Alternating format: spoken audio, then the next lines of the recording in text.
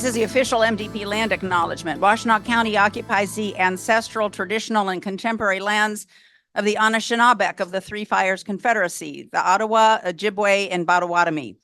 The Washtenaw County Democratic Party recognizes historic Indigenous communities in Michigan and those who were forcibly removed from their homelands. Washtenaw County occupies land ceded in the 1807 Treaty of Detroit. We further recognize the ongoing relationship of dependence upon and respect for all living beings of earth, sky, and water. I kind of choke up every time I read that part. It just kills me. In offering this land acknowledgement, we affirm Indigenous sovereignty, history, and experiences. Thank you to the Anishinaabe Caucus for that. The chair of the Anishinaabe Caucus in the Michigan Democratic Party is a member of ours. And I'm going to block her name. Andrea. Thank you, Andrea Pierce. A friend, and I spent time with her in Chicago at the DNC, which was super fun. Okay, first of all, we have so many new members.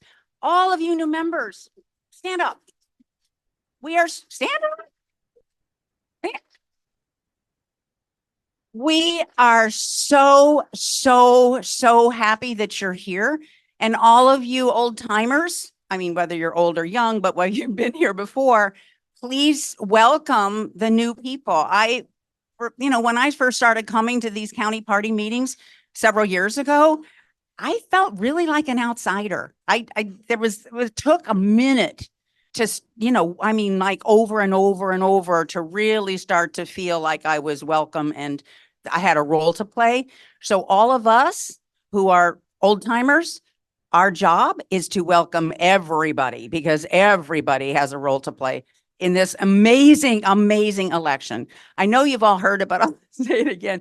We are going to win by the margin of our effort. So we all have so much to do, and indeed, right? And we are going to take our country back from the hatred and the division and the sexism and racism and xenophobia and just all of the horrors that other party has been perpetrating on our country. So, and with Russia's help, as we know now. I mean, we knew it already, right? We knew. But now it's like absolutely amazing. Thank you, Department of Justice, for finally charging some people for that. That's going to be exciting. Okay, so we've got the new members. Members of the board, stand up. Members of the board. I just want you to know that every member of the board, Eli and Mary, and I can't see your backlit, Doug back there, and Sharon out there, and everybody, Janet, everybody on this board works their tails off for no money. We're all volunteers and we all work like we're making hundreds of thousands of dollars, but no, we just work our tails off because we love this country and love this party. Okay, that's the executive board. Electeds. I think most of the electeds are out pounding the pavement. Thank you, Rena. Yes, PDs. Rena Bash. Rena is Ann Arbor Charter Township Clerk. And our new county director of elections. Yeah, so we're so glad you're here. So glad to have you in that role. There's nobody better qualified than Rena. Who else is here? Precinct delegates, wave. Look at that. Look at that. For those of you who may not know, precinct delegates are the ground troops, the people who are on the ground all the time. Thank you. On the ground all the time, making sure that their neighbors, our neighbors, know what the values of the party are and what we're fighting for. Hey, Jason, how you doing? Another elected over there and a candidate. Jason Morgan, State Rep, House District 23, and John Malik, candidate for Ann Arbor City Council Ward 2, my ward. Yay! And other candidates, stand up. Stand up. Yeah. Yeah, Leslie, Trish. Thank you guys for running. We know it's as fun and as it is hard, or as hard as it is fun, but we're really glad you're doing it. You meet lots and lots of great people. Yeah, absolutely. Our chief elected, I also want to call out Michelle Dietrich. Michelle Dietrich, stand up. Michelle is chair of the DNC Environment Council, which she founded.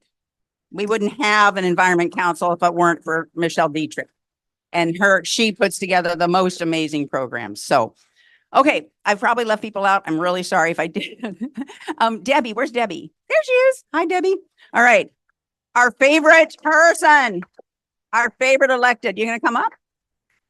Yeah, come on up. Debbie's gonna inspire us. Right, Debbie?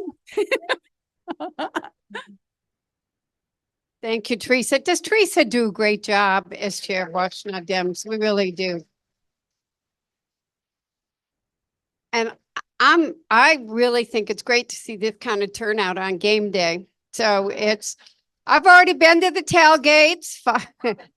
Fox, okay, it was almost entertaining to be with Fox this morning. I really didn't want to go, but for somehow I've become the sports person of the Congress. How it has ever happened, I will never know, but I'm the one that the NFL wants to educate, the image and likeness I deeply care about, and sports broadcasting issues. So Fox was bound and determined that I was going to come and look. They're here today for the game. Today's game is probably the second biggest game of the college athletic season against Texas, and we are going to win. Go Blue. If we win today. And then the second biggest game in college athletics is the Michigan-Ohio State game. So Michigan's got the top two, of course. It's great. So anyway, that's how I started my morning, which was quite frankly, and by the way, Fox Entertainment makes it really clear they're not very different. They were like, their big boss was there and they're like, don't tell them we said this, but we don't go near the other side. It was funny. But it's a much better way to start this Saturday than last Saturday started. And I'm really trying not to be Debbie Downer, but it's hard. I do think that I want to thank everyone here. And the way that Theresa said that how we win this election is going to be the amount of work we do. It's really going to come down to that. I'm going to remind people that the 6th district, and we are competitive. I'm sorry. We're going to keep ourselves in exactly this range, has more Democratic votes than any other congressional district in the state. So it really does come down to us turning out votes. And very competitive, by the way. Haley wants to beat us. Rashida wants to beat us. Nobody's going to beat us. I just want to make that really clear. So we have to keep those numbers there. But because of the kind of year that it is and the kind of, I was talking to the sheriff about this I was talking to Homeland Security and other people. Our Ann Arbor and Washington County are they're the battleground because we are a battleground state. There are people that are really trying to divide us and pit us against each other. And we really got to stand up to that hate. We are not going to let people cause trouble. We are not going to let people intimidate people, make them afraid to go to the polls to vote. We need people. The clerk will tell you that we need people to work the polls. We're losing poll workers because I don't think it's as big in this county. Is it big in this county? No. But around the state, they can't get poll workers because people are afraid of what could happen. And having those poll workers really matters. And they're people that are trying to undermine people's confidence in institutions. You know, I did a town hall on Wednesday night. As soon as I heard that low activity radioactive waste, I've been educated what to call it, even though it really is Manhattan Project nuclear waste. It's low activity. But we had a town hall meeting on Wednesday night, and we had made everybody go. It was the Corps of Engineers, Eagle, DOT, EPA, Republic. But the Army Corps of Engineers said that they go to a lot of meetings where people are not happy, but that this meeting was, and it was for me, I lived through John Dingell's affordable care town halls, was the worst town hall I'd ever been at. But they said to me, people aren't respectful, they're threatening, that it was the worst town hall they had ever seen. And that's what's happening. We cannot and that it did undermine people's confidence in all institutions. Well, we can't let people win. We can't let that do that. And I do believe, I've said it to many of you, it's outside forces. Rashida agrees with me. We might not agree on who it is that's underdoing it. I think it's Iran and Russia. She may think I'm not going to tell you who she thinks it is, but we are both think that we know. I'm not going to tell you we know there are people trying to pit us against each other, and we just can't let that happen. We have to be at the polls. We got to turn out the voters. We got to do everything we can from now until November to win, up and down the ticket. It's been a crazy, but it's true. We got to do it up and down the ticket. I think I'll be honest with you that I'm hoping that we will have a big rally in Washington with the vice president. A lot of it will be, I mean, quite frankly, Secret Service will decide whether it happens or not. But that's one. So I promise everybody will know, and we'll take care of everybody. It was an honor to have the president here yesterday. It was really, really, really special. And everybody kept thinking I invited him to come to Ann Arbor. I will never take credit for something that I didn't. And actually, if he had asked me, I would have told him, you're crazy. But it was you don't know what's going to happen, but it was really good. It was a labor event. And it was Joe Biden's been my friend for 40 years, and he did one of the hardest things in the entire world. I listened to you all that day. He did step aside so Democrats would continue to be in the White House, and he endorsed Kamala Harris, and we have got to make sure that she wins.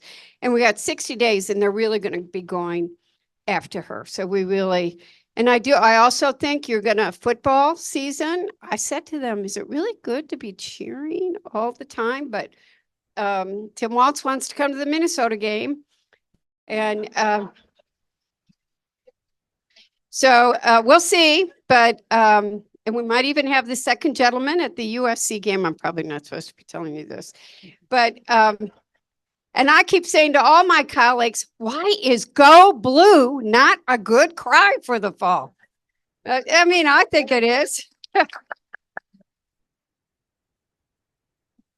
But we got to make sure Alyssa Slotkin wins. And I think people don't know how tight that race is becoming. She's had a lot of ads up, but the money's going to start to go into Mike Rogers' race. It is one of the top 5 competitive seats in the country. So we got to turn out the votes there. Hopefully, my opponent's out there, though. And my opponent is we're using it for. Like, there's going to be a vote this week that Republicans are trying to put people in very difficult positions. So I'll give you a quick Washington report too, because I know you like that. We go back, we're in Monday. We have votes Monday. We're in for 2 to 3 weeks. But the speaker yesterday made it clear the budget expires on September 30th. You've seen this drama for too many years.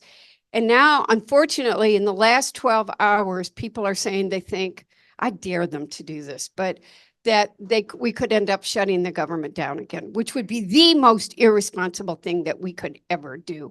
But it'll help us win the House. They're putting and we need to make sure that you all can talk about this too, the SAFE Act on it, which Donald Trump is insisting that they put on it. And the clerks can to talk to it. They say that we have illegal immigrants that are not citizens voting in these elections, and they are demanding that there be more proof. Well, the reality of it is, it makes it harder to vote. Its whole intent is to make it harder to vote. It makes it harder for the military to vote. It makes it harder for seniors to vote, for tribal votes. We already say only American citizens can vote. And my opponent's been everywhere I go, I'm getting this. So I can tell you, I got grilled on it for an hour yesterday morning. We need to, and again, we're lucky that this is Washtenaw County because you don't hear it as much. You do get it. I do get it. I have with people, but I was downriver and in Plymouth and really getting grilled on this. So they're attaching that bill, and there's more to it. I mean, if they really want to help make elections better, we should be investing in getting new election equipment across the country and making sure we have safe and secure. That's what they should be doing. But they are attaching that to the continuing resolution in the House. Yeah, no. So the bill is for sure not going to pass the Senate. And what's not clear is, are we going to pass a continuing resolution and fund the government? The Freedom Caucus wants to go until next March. So the House bill also has that, which means there's no vehicle to get health extenders. Like two of the health extenders I want are spousal impoverishment, because a spouse shouldn't have to get rid of all of their assets if their spouse needs health care, long-term care. And that may not get extended now. Money follows the people, but there are a lot of health extenders that matter to everyday working people and retired and seniors. So it's going to be a typical drama fall. The Senate will not, the good news is the United States Senate will not touch the SAFE Act. But nor are they for that date. I mean, we're not going to get built. The Farm Bill needs to be passed. So I guess what I'm here saying to you is going to be bullshit in Washington again for the next 3 weeks. Republicans are going to be playing games. But I'll be home every weekend working with you, doing the doors. Because we matter so much and we're a battleground state, you're going to get 24 hours notice. So-and-so's coming, or if you've got a church that you want a speaker at, or you've got an event, please tell me, tell Theresa. We're going to have lots of surrogates in on weekends. So I love you all. We got a lot of work, and those of us in this room are the ones. Remember, Donald Trump won Michigan by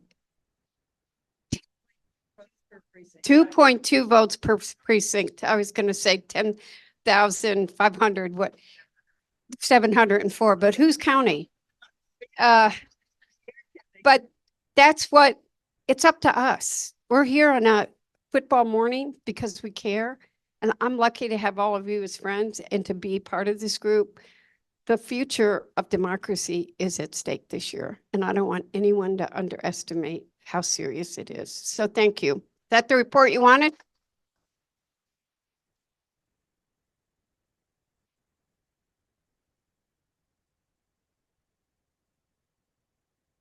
Please come on up, Jennifer. Actually, this is the part of the program I want you to talk. Speaking of measure of effort, okay, you see on the board over there, there's a map of Washtenaw County. I want to draw your attention to 3 very competitive and really important races. We have to keep the Michigan House. And right? We cannot let them take the House back. And Jason Morgan and HD 23 is we've got Jason. He's good. It's solid blue Washtenaw. But Jennifer Conlin, Daniel Mahoney, who hasn't been elected yet, and Reggie Miller are not safe. And so and Jamie Churches is not safe. Right. She doesn't touch our county, but right. Jamie Churches also volunteer for Jamie. So, okay, Jennifer, talk to us.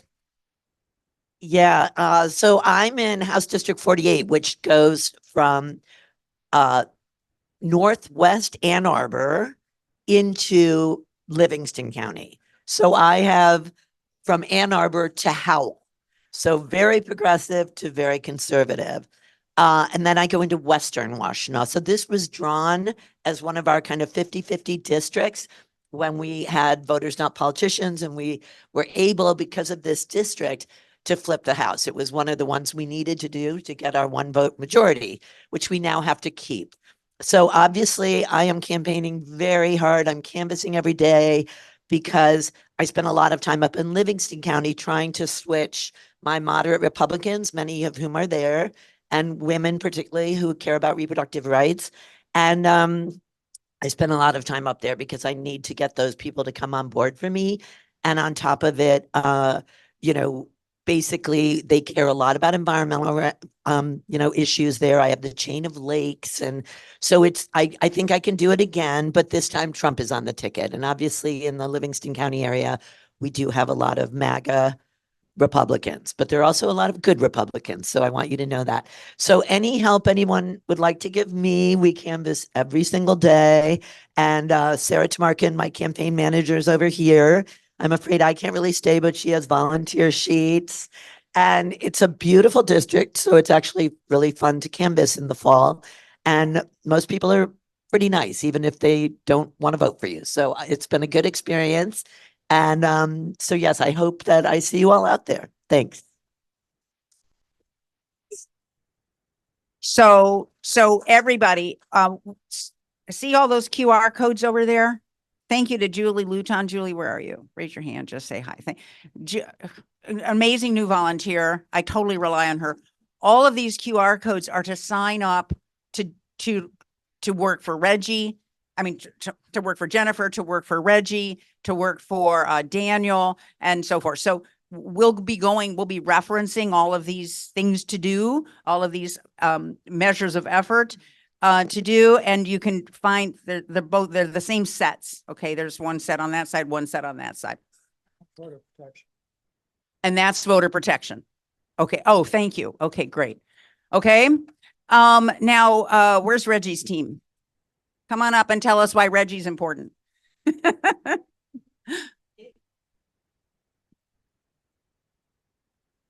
you very much. Good morning, Washtenaw County Democratic Party. Woo! How's it going? My name is Corey. I am the field director for State Representative Reggie Miller. And I just have a quick question. Is there anyone here from York Township right now? York. Thank you. We got one. Awesome. Anyone here from Milan, the city of Milan? Anyone here from Augusta? See, that's the issue. This is the Washtenaw County Democratic Party, and we only have one representative from a large swath of Washtenaw here with us today. And so everyone here, with your help and blessing, we need all the help we can get for Reggie's district. It's the 31st district. You look at the map right over there. It is Monroe County, it's Wayne County, it's Lenawee County, and it's Washtenaw County. And so we're not quite as big as a congressional district, but we're pretty close. And we need your help. We have knocked over 26,000 doors since May. That's right. Fifth in the state. And we have countless phone bankers. We are doing great fundraising, but so is our opponent. And our opponent's not getting that money directly. He's getting that dark PAC money. And so that's going to be funneling in soon. And so that's why we need Washtenaw to step up and help us carry this district to the finish line so we can have a completely blue Washtenaw delegation in Lansing starting next year. We need to keep Reggie's seat. We need to keep Conlin's seat. And we need to flip the 46th district. Is that right? 46 for down in Jackson. 46. Thank you. It's a lot of districts. But and this is how we do it. We get these packs of this door literature, and we go knocking door to door to every Dem and every moderate and some Republicans throughout that entire swath of land.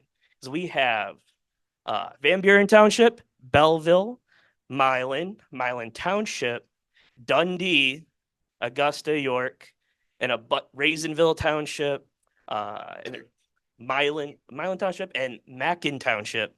We are all over the place. And so that's why we need every single person on deck to help us get across the finish line. And so if you can, we have a QR code right over here for a donation. I also have mine and our campaign manager Jackson's business cards right over here on the table outside. That has a QR code and link to our website if you'd like to get more information. But we would love to have you guys. Thank you again so much for taking this effort today, and go blue. Go blue. The QR codes are also, hey, Corey, don't go away. The QR codes are also not just for money, but also for volunteering. So you can, that's what the QR codes take you to, is their sign up sheets. Okay. And you probably, it'd be great if you want to double up with somebody, it's just more fun that way. We have a couple of volunteers who say, well, if you double up, you've hit half the doors, but it's twice the fun. So, Absolutely. Not really funny. It makes it Yeah. fun. You have a fun experience to talk about for the rest of your life. Like, oh, can you believe that guy? Well, that was the nicest person ever. Exactly. I was canvassing with somebody one day, and this woman's like, this young woman, this is years ago. And she says, are you Democrats? And I'm like, yeah. And she says, get out of my yard. This young woman, she had a little girl in the yard. And I'm like, oh my God, it was horrible. So we had a conversation about that. They're young, they're old, they're everywhere in between. You'll have Republicans of every size, shape, color, gender, So They're all out there. Corey, just talk for a second about, for some people who maybe haven't knocked doors, but so say what it's like. Absolutely. Okay, so what you'll do is normally you'll meet up with, at least in our campaign's case, you'll meet up with myself or Jackson or Reggie occasionally, and you will we'll give you these packs of lit. This has most of the packages are about like 50 doors of 50 pieces of literature that we like put on each door. But the big point of this is talking to people. We're trying to convince people, one, that their vote matters. Two, that their vote in Michigan can possibly decide the entire nation's future. And that's a big, massive burden that we have to bear in this battleground state. And so we go out in the turf, we get these nice little maps that you can kind of see here, but you also can download an app that'll help you like navigate all of that. It's really nice and simple, and everyone can walk you right through it. And you start knocking. You'll hit maybe 50 doors on average for like a shift, 100 if you want to be a superstar. We love superstars, but we also love the 50 door turfs as well. And you just have a conversation, knock on the door. Hi, my name's Corey Morris, and I'm a volunteer with State Representative Reggie Miller's reelection campaign. How are you doing today? And then you'll usually get, I'm busy. Close. Leave me alone. Close. Oh, hi. I've been waiting for you. How are you doing today? Or you'll get that person. It's like, I'm okay. How are you? And you get into your little spiel. You talk to them why Reggie's important, why Kamala's important, why all of our candidates are important. But on this particular campaign, why Reggie's important. And we get to talk about funding mental health services for our first responders. We get to talk about making sure that all of our kids are getting fed at schools. We get to talk about that all of our graduates from our high schools get to go to community college for free now. And we talk about all these great things we've been doing the past 2 years in Michigan. And we're like, well, that's only been 2 years. What happens if we get 2 more? And then 2 more. And then we have our 40-year block of control in Michigan. And then we're the best state in the country. We're already the best state in the country, but we have to prove it. And so it's pretty much it. You'll knock, and then sometimes you'll go back to the office. You'll talk about your experiences. Reggie's office has plenty of snacks. We want to make sure people are fed. It's mostly junk food, but it's tasty. That's pretty much it. We also have phone banking opportunities, which are very important in Monroe with how rural it is, and even the rural parts of Washtenaw. And so if there's any kind of volunteering you like to do, please let us know. And we also do postcards. So you don't even have to leave your house. You just send a nice little postcard. We'll give you something about half the size of this. Write a small little message. Hey, vote for Reggie because I think she rocks. And then you send it off. And, people really love that handwritten stuff. And so if you could do any of those things for us, please let me know. Reach out to me. I also have my phone number on those business cards right on the table outside. I'd love to hear from all of you. Please blow up my phone. I don't want to be able to sleep from now until the election. I do have to correct the Congresswoman, though. It's 58 days, I believe, until the election. And so we're getting there. It's going to be here before we know it. So we all got to do our parts. Great. Thanks, Corey. Thank you. Okay. So, and all of the QR codes will take you to a regular, to a volunteer sign up link where you can do any of that stuff. So you just tell the campaigns that you're interested. Jason, is Jason still here? Is he out knocking? Jason must be out knocking doors. Is Jason here? While we're waiting for Jason, I don't want to get too far behind because I want Jason. Okay. First, I want the Lodi candidates to come up and just real quick, 5 minutes on Lodi. Okay. Where's Eric? Eric? Oh, I'm sorry. You were blocked. Hey, Jason. So just say real quick, no, you two, I just want you because Jason's a lead into Peter. Yeah. Okay, all right. Okay, great. I'm Leslie Blackburn, Lodi Township trustee candidate, and excited to be running. And this is the first time I'm doing this. I'm proud of us. We have mobilized a whole group of people to actually to run. And I was the top vote getter. I just want to name this. I was the top vote getter and then vote count in our township for the trustee race, which was a contested race and is continuing to be. We have 9 candidates for 4 positions in at the November general. So we are knocking doors, and I will just turn it over to Eric. All right. I'm Eric Roberts. I'm running for clerk of Lodi Township. And if you aren't aware, there are about 1,500 municipalities in Michigan between townships and cities that administer elections. About half of them don't have a website. Okay, so Michigan has a long way to go. It's not really any of them in Washtenaw, but one of the things that we're focused on in Washtenaw is increasing, or in Lodi Township is increasing access to government documents. We're going to start recording our meetings. We're going to work with the public to build a road maintenance plan. And we've got the team to do it. Since November of 2018, every Democrat on the ballot in Lodi Township has been a Republican. There weren't, yes, that's a good thing. So we're the first Democratic candidates to run in Lodi in a while, but we like our odds and we're campaigning like we're losing. And I hope all of you campaign like you're losing until we win on election day. So we have a campaign event on Saturday, September 28th. If you're available, there are invites on the front table there as well. Feel free to join us. And on our group website, there's all our door knocking days as well. We're proud to be endorsed by Felicia Brabeck, Alicia Dyer, the Huron Valley AFL-CIO, and a whole host of others for individual candidates that sought lots of other great support. So Great, thanks. Thanks, you guys. The most important story, I think, with the Lodi group, as Eric said, anytime a Democrat ran in an area where it's like, presumptively red, they won. And so you've heard of the organization Contest Every Race, right? Well, there are a whole bunch of races in Washtenaw County that are still uncontested, just red, no Democrats contesting. So in the next 2 years, I'm working with this team and others to make sure that we are really contesting every single race in Washtenaw County. All right. Super quick. Just on that I have never knocked doors before. And when I started this process, it was scary. I didn't want to do it.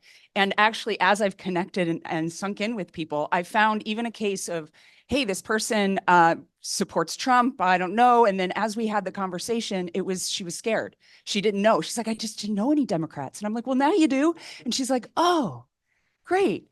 And it's the connection and the possibility of change and just supporting people to not be afraid that they can connect. Yeah. That is so important. Because, as the other side has been demonizing us for like 30 years, and people are terrified. Like that girl in the yard, the young woman in the yard. It's like, you're a Democrat, get off of my grass. Say, I'm really just a person. So that's a really important story. Okay, I asked for Jason because I'm introducing Peter Sinclair, right now our main speaker. And by the way, questions anytime. Do not be shy about asking questions. Just interrupt and ask questions. Raise your hand, wave your jump up and down, whatever. Debbie mentioned that all the lies the Republicans are going to be putting out and our Democratic candidates have to battle about non-citizen voting. We know it's false. It's just false. But they poison the water everywhere they go.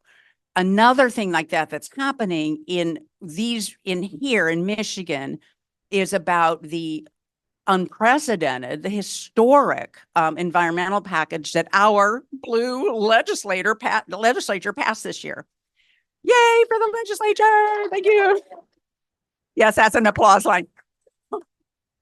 So, and that's why also why Peter is here, because the Republicans are spreading lies and disinformation about a particular issue in that package of bills. And so we need to be educated about these lies. Nobody's better at that education than Peter, but maybe I just wanted you to say, because Jason was instrumental in making that amazing work happen. So say a few words, and then Peter, you can make your way up. Sure. And thanks. Sorry for being out there before. We were working on some campus issues to make sure that we're supporting our students in the election and voter turnout and all those good things. So it's good when people flag issues that they're seeing so we can try and fix them as quickly as possible. So I wasn't aware that I was giving this update, but I am thrilled to give it because this is a really important piece of legislation, probably one of the most consequential pieces of legislation that we were able to pass with the Democratic trifecta that you all helped give us in Lansing. We passed this legislation to, it's one of the, if not, I think it's actually the most robust climate legislation of any state in the nation. The green energy package that we passed this past fall will be monumental to getting us to carbon neutral. I believe the year that we said is 2040, and there are a lot of us who wanted it to be even more robust. We had a lot of debates about this, but we have one of the strongest packages in the nation to get us to a renewable energy and clean climate. One of the big pieces of that was a big, I think, political hot topic was how we handled the location of solar. We need to build more solar in this country, and we've had a lot of challenges getting that built, particularly in some of our rural areas. I grew up in rural Michigan, so I definitely understand the challenges there. But what we really made sure that we did is we provided people with their right to do what they want with their property, to build renewable energy, to address climate change, to, in many cases, earn money utilizing their property so that they are able to keep a farm in the family longer or keep a piece of land in the family longer to be able to pass it on if maybe they aren't able to maintain it in the same way anymore. But essentially what we did is we passed legislation to allow the kind of proliferation of clean and renewable energy across this state in a way that we were not able to do before. So we are going to see a huge transformation in a really positive way throughout Michigan to get us to renewable energy, to grow our economy in the state, to create a whole bunch of union jobs that are good wage jobs that are going to be reliable for the next decade or more, to build out this renewable future infrastructure. So this is one of the biggest things that we are able to do that helps our economy. It creates union jobs. It helps our environment. It helps people and landowners and things like that. So it is all across the board a really amazing thing. And I think Peter's going to talk more about it, I believe. So I won't go on beyond that. But the only other thing I'll say is every single thing that we've passed in Lansing, the other side of the aisle, the Republicans will try and spin and twist and come up with some misinformation or lies to say that it's bad or will do some terrible thing. In every case, we've made sure that we have crafted strong and thoughtful legislation that will be good for our state and for our people, for our economy, and for our jobs. So that's where we have to push back against this misinformation. We have to push back. You could pass something saying like everybody gets a free kitten, and they would come up with some reason why this is the worst thing in the world. So that's where I think Theresa is absolutely right. This is on us. Everything in this campaign comes down to a couple of key things. One, the messaging, how we communicate. Two, how consistently and how strongly and how effectively we message to our voters. That's where door-to-door and phone calls and mailers and the fundraising that funds a lot of those things comes in. Everything comes down to making sure people hear our message. As the amazing folks were talking about before, we have to communicate with those voters and make sure they understand what we've been doing and what we care about and what we're going to do for them going forward. That's critically important. And then the last piece is just getting people out to vote. And the one key piece I want to remind folks is the message is no longer vote on election day on November 5th. The message is vote on or before election day, because voting starts in End of September. So, just a handful of days left. Voting starts way sooner than most people are used to in this state. So we don't have to say, show up at their house, say, hey, vote in a month. We can say, we can show up at their house and say, vote now, go vote today. And we can support early voting, absentee, all this stuff. So it's going to come down to GOTV is like over a month long now, and we're going to need all the help we can get on that. All right. Thank you very much. Okay, thank you. I always know I can call on Jason without warning because he's just got it in his bones. But listen, and that was a perfect segue to actually, I'm going to pivot away from Peter to another person on the program because she has to leave at 11:15. So Julie, come on up, because about voting, you guys all need, most of you know about the voter guide. Have y'all gotten our Washtenaw County voter guide? Super important. Jennifer Fairfield and Adam Zemke started putting it out for the party in 2016. And since then, we have cut down ballot drop off in half. That's huge. That is huge. So now we have an amazing team of software developers who have created mivoter.org. It is the voter guide in the palm of your hand, in your phone, mivoter.org. The MDP said they want it statewide, so we're working with counties all across the state to get mivoter.org statewide. Our endorsements for Washtenaw County will be in mivoter.org before, of course, are in paper on your doorstep, right? Because it's just faster. Our endorsements are in now. So Julie has been part of the team for marketing, and she's going to tell us about how to use it and how to market it. Thank you, Theresa. Can everybody hear me okay? All right, I'm going to pass these out in just a second. And before you do, I'm going to tell you a very funny story. And before I do, I'm going to tell you a very funny story that's very applicable for today. So I happen to be related to the president of University of Texas. He's my stepbrother. And I had brunch with him yesterday. And of course, we're all very cordial. And so as we're getting ready to leave, I waited all day until he was getting ready to leave. And I'm like, Jay, I got to say it. And he's like, what? And I'm like, go blue. So we're going to have a good day today. All right. So I am new to Michigan, but I'm not new to being a Democrat. And I am here to tell you the bad news and the good news. The bad news is that no matter how hard you try or we try, and believe me, I have tried, we cannot make he who shall not be named go away with the power of our minds. The good news is that we can, and I need my phone to make sure I don't miss any notes here. And especially since it's very important to what I'm talking about, we can make it easy and more likely for our like-minded friends, relatives, coaches, ministers, whomever, to elect Harris and Walz, and not only them, but everybody down ballot as well. All our great Democratic candidates, we can elect them in November with this very simple tool. And we are really lucky to live here in Washtenaw County because, as Theresa said, an amazing group of innovators has created this simple voting tool right here. And with the support of the Michigan Democratic Party, we are able to send this out statewide now. So I want to tell you what it does. As Theresa said, it's mivoter.org. And here's the way it works. It's really easy. You take out your phone. You can do this now. You can take out your phone, go to your browser. You can do it on your laptop too, but it's built for the phone. You take it out, you type in mivoter.org. That's it. Then what comes up is a little screen and you enter your address. That's it. No download, no information stored. It's just a safe platform for you to enter your address. And then 4 things you will be able to do. One is paranoid, they can enter their neighbor's address, get the same thing. Oh, well, that's true. Well, that's true. But so it could be a different precinct. So here are the 4 things you can find out. One is, and this is important, I'm from Texas and I know how Republicans play games. Check your registration. Just make sure you're registered. And if not, then it'll tell you how you can fix it if you're not.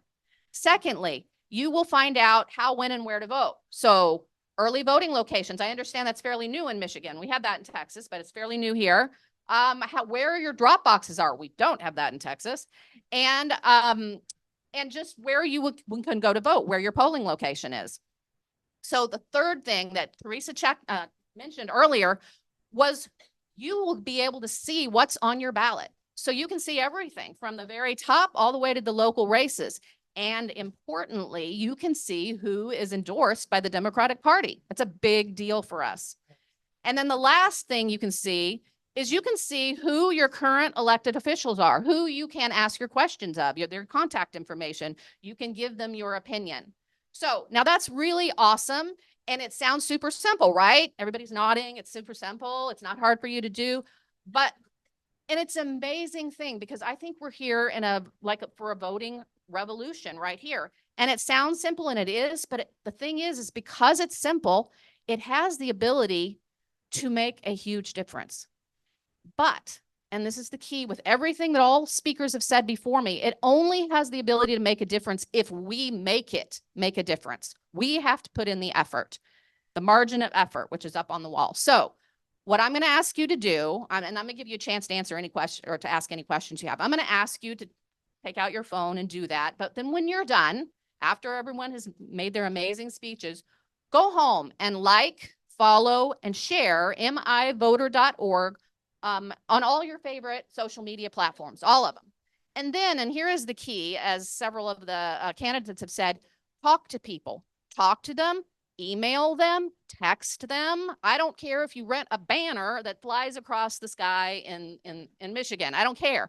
But everybody needs to know about, you don't have to tell the MAGAs. We don't care about them. But, everybody needs to know about mivoter.org, and it will make a huge, huge difference in not only Harrison Walls, but also all of our wonderful candidates. So I'm going to be up here for just a couple more minutes. I can answer any questions. I am not the tech person, so if I don't know the answer, I will make sure that I find out the answer and get back to you. Yes, ma'am.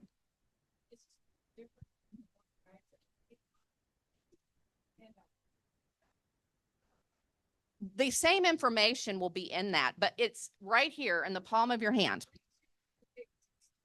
Yes. Doing the paper. Yeah, because not everybody's comfortable with technology. Mm-hmm. Yeah. Not everybody's comfortable with technology, but most people. Oh, and here's a myth that needs to be dispelled. You can take your phone with you into the ballot place, ballot location, or the polling place. Sorry. So yes.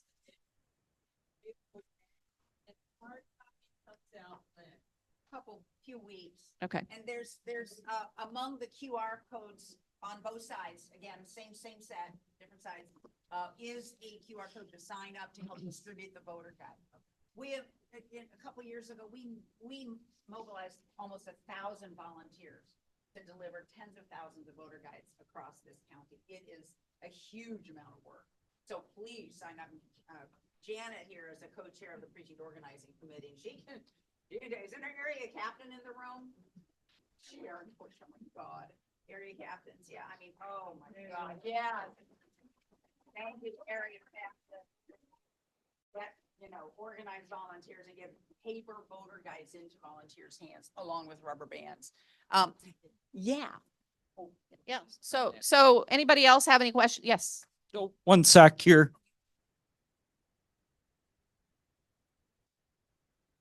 What should I do if my address doesn't come up, if it That's a good doesn't question. get any response? I'm not a tech person, but I will Okay. find out that answer. But you know That what? would be great. There's an FAQ at the bottom. And there's a report of problem. I mean, down at That's the landing on the first page, it's like, I got a problem. I also did see, I just signed up for it, and it does say some counties are still loading the data. Yeah, So right, you might right. not be on there yet, just from what I've seen. Yes, and one of the things that we've been working on is getting all candidate statements in input, and that takes a little while, as you can imagine. So since primaries, we've been working that out. So be patient with us, go back, but just keep on visiting and keep, again, it's great that all of us are here and we're awesome and it's going to be great, but it's only awesome if we share it and get everybody else on board too. Any other questions? Great. Yeah, just so you know, it's not only getting the candidate statements in. Oh my God, getting just information about sitting electeds across this. Have you had an experience with this? It's incredibly difficult And this team of researchers has just done an absolutely amazing job. This will be the only source of reliable information about about elected officials statewide. The only source. It's incredible. Janet? For those who are asking about being able to get their steps in delivering the paper guides, we were hoping for around the 21st. The latest they'll be is the 30th. We don't have an exact date yet. It depends on a number of factors. Right. A number of factors. It's much harder to do the paper guide. Well, okay. Yeah. One sec here. We were at the picnic at Burns Park last week. Oh, sorry. We were at the picnic at Burns Park last week, and I'm sure I heard many of the speakers say, be very careful to vet the people who are running, because there's a lot of misinformation or non-information out there. Someone will present in a flyer like they have all of your values and views and vote for me, and they're full of BS. So does this guide help us to determine that? That's the entire point of it. That's the entire point of it. It tells you the Democratic Party endorsements all across the state, everywhere we could reach.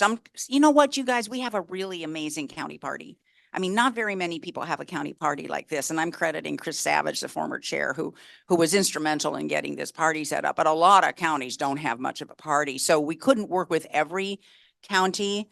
But we worked with like about 20, I think, right? Is that where we are? About 20.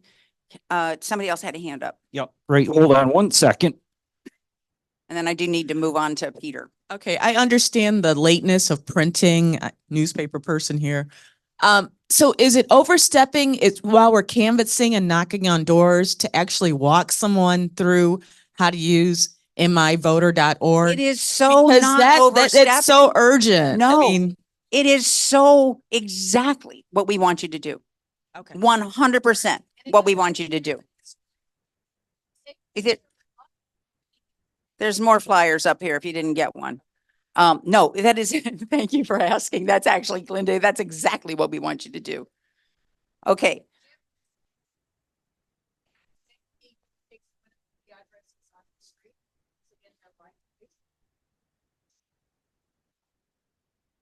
Right. We just really have to get the word out about myvoter.org.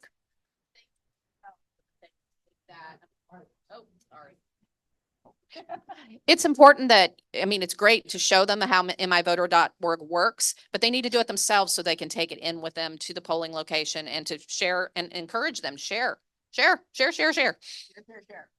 Right there on the landing page. Share, right? You know.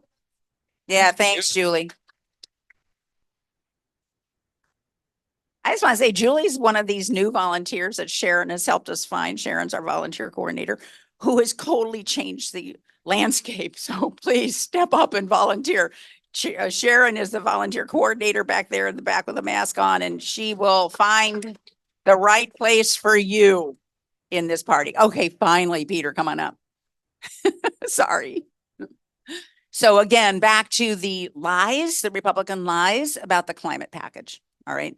The historic climate package that the Democratic legislature passed. And I just wanted I met Peter at the Rural Summit in the statewide Rural Summit in April, I think. And I first saw his presentation there and was like, oh my God, everybody needs to see this. Okay. Thank you so much. I am a U of M graduate, by the way, go blue. Go blue. So you can follow my blog. This is not cool, or THINC think.blog. Get it? And I'm going to jump right into it here. Debbie Dingell's remarks were spot on, by the way, in particular, what she said about the decay of simple civility in public meetings across the state, and it is if it's not a plan, it sure looks like one to like destroy democracy from the bottom up. And that's what I'm going to be talking about here. Happy to, I'm going to assume everybody's pretty well briefed on climate change. Happy to come back and talk to you about Michigan impacts of climate change anytime. But we're going to focus on the issue of clean energy in this election because it is critical here in Michigan. A few things about clean energy, solar and wind, and battery storage. The talking points out there that we hear are that clean energy is unreliable and expensive. Now, U.S. News and World Report about a year ago put out a ranking of all the 50 states by grid reliability. Okay. And the top in the top 10, there are 4 states. These are the top 10 most reliable grids. There are 4 states with very high penetration of renewable energy. Nebraska got a lot of wind. South Dakota got a lot of wind, a lot of water. Nevada, a lot of solar. Iowa, which I'm going to talk about a little bit more because it's a pretty good sized state in the Midwest. 66% renewable as of a year ago, and I think it's breaking 70 now. Mostly wind, but solar coming on very strongly. Now, Michigan has, we're still at 85% coal, gas, and nuclear. So if you believe the right-wing talking point, Michigan should be one of the most reliable grids in the union, you know. But yeah, so we actually come in a sad 43rd out of 50 with our 85% so-called reliable baseload energy. Okay. Now, as far as price, we talked about Iowa with 70%-ish renewable energy. They are paying, as of, this is probably 6 months ago when I looked this up at the Energy Information Agency, almost 12 cents, just a little bit shy of 12 cents a kilowatt hour for residential electricity. Michigan, we are at almost 19. Okay, so we're paying 35% more for residential electricity that is less reliable than what Iowa gets with 70% renewable energy. Okay, so just write those down or call me and I'll let you review.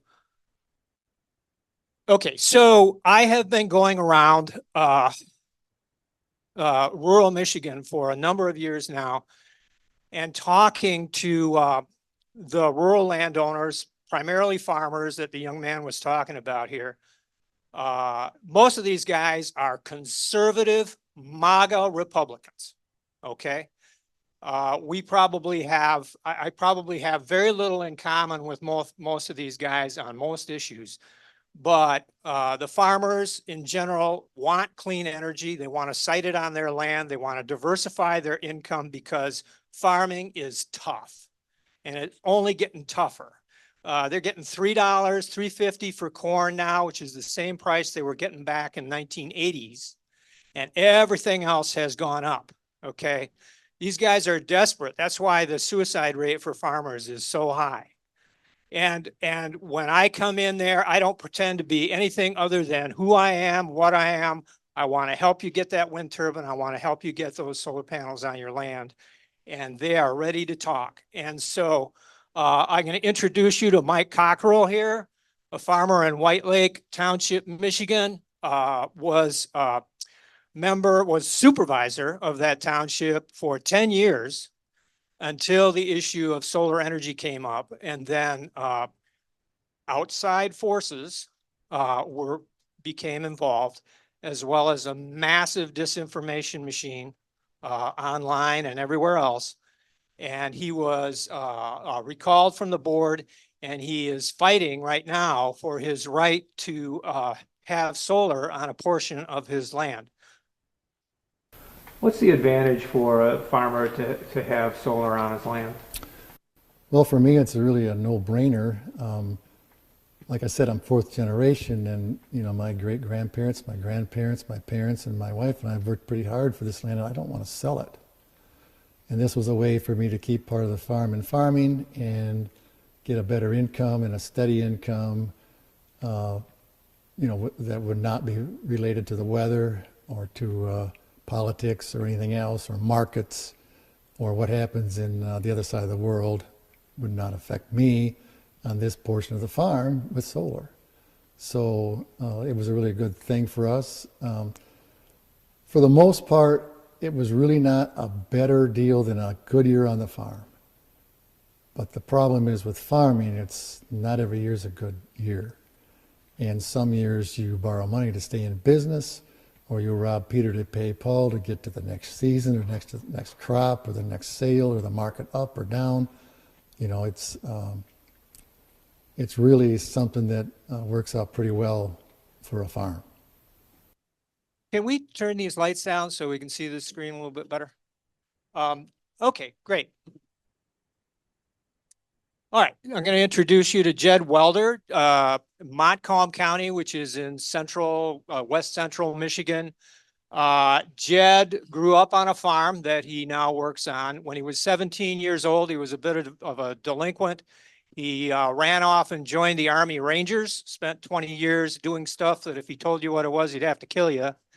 And then he came back to work the farm. He was a member, a trustee of his local township board for 10 years, and he was recalled because of his advocacy of wind energy for his own land and also for other people in the county.